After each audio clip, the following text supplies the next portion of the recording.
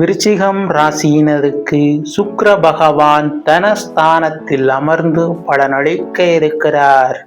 சுக்கிர பகவான் எல்லா காரியங்களிலும் அதிகமாக பேச வேண்டிய நிலை ஏற்படும். சில விஷயங்களில் பேச்சுவார்த்தை முரண்பாடுகளிலும் தர்க்கத்திலும் முடியும். பேச்சில் நிதானம் அவசியம். பண முதலீடு செய்து புதிய தொழில் தொடங்கும் காலம் இதுவல்ல. ஆதலால் வீண் விரய செலவுகளும் பணம் சார்ந்த சிக்கல்களும் காணப்படும். சிலருக்கு தங்கம் மூலம் கடன் வாங்கும் சூழல் அமையும். தங்க பொருட்களை பிறரிடம் கொடுப்பதும் வாங்குவதிலும் கவனம் அவசியம்.